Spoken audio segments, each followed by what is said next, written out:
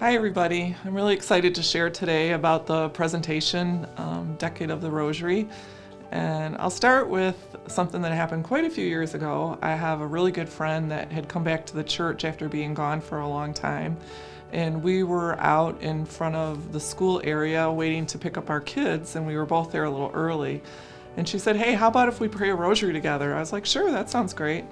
And she said, "Okay, so how do you lead the mysteries and all that kind of stuff? You're going to have to teach me about the rosary." And I said, "Well, I know all the prayers, and the mysteries really just aren't that important. Let's just pray the rosary together. We'll say the prayers and we'll move on from that." Well, little did I know that I couldn't have been more wrong. The mysteries are essential to the rosary. And it was quite a few years later when I found out about that. And I had initially, when she had asked me, I'd maybe prayed the rosary at funerals or a couple times with my mom when I was young. But as I grew older and started learning my faith on my own and developing a prayer life, I came to love the rosary. And an experience that I had one time when I was praying during the fourth decade, the presentation, as I was praying the rosary, I had what I can just kind of explain as an open vision. And I had a glimpse into the reality that Mary and Joseph came with baby Jesus into the temple and saw Simeon waiting there, and how he knew without a doubt that that was the Messiah. And I saw this whole thing happen like in my mind, but it was in reality too. It's kind of hard to explain. But the joy that Simeon had on his face when the little baby Jesus was put into his arms was just amazing. And like I could just sense it all and feel it all, and just it was such a powerful moment that I experienced. And as I explain it, it probably sounds like maybe something that lasted a minute, but actually it was probably about a second.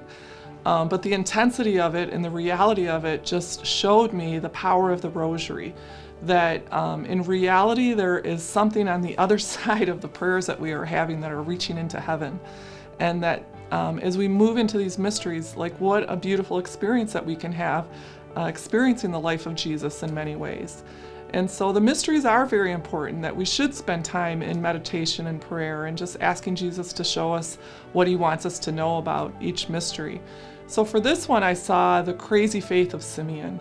An old man that was given a prophecy that he wouldn't die until he saw the Messiah. I mean, that's kind of a crazy thing to think that you're going to see the Messiah one day, and little did he know that it would be a little baby that he would actually hold in his hands.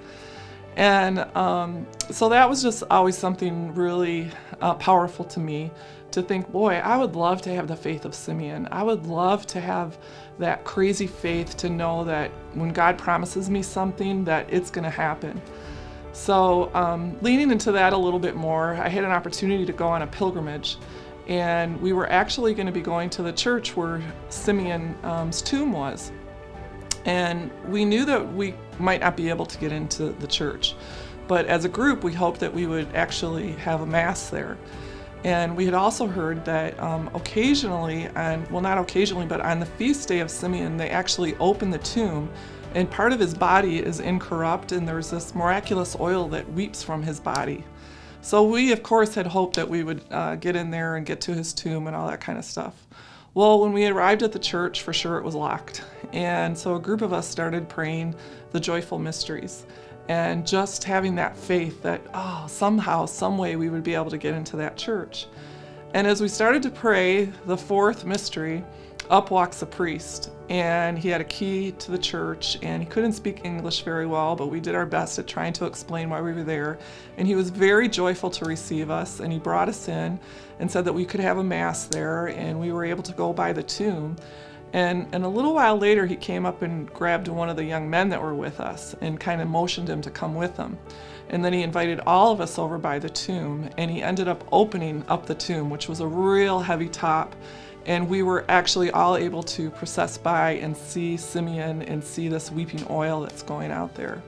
So again, for me, like, we all just tried to have that unshakable, crazy faith that we were going to get into that church that day and have our mass and have this beautiful blessing. Never in our wildest dreams did we think that we would have the tomb open and be able to actually see his incorrupt body, or a portion of it. It's just a portion of his body in there. But it was a huge, huge blessing. So, in just moving forward, I just would like to invite you to invite baby Jesus into your hands. Like maybe just have a time where you could ask him just to hold him in your arms and have a talk with him and invite him into something that is seemingly impossible in your life and ask him, how could you help me? What is a solution that you have for me here? And I think that you will be surprised at the answer because the Lord really, really is with us and he will answer your prayers. So that's what I hope for you in this time today, is invite Jesus into something that is seemingly impossible and wait in awe to see the results.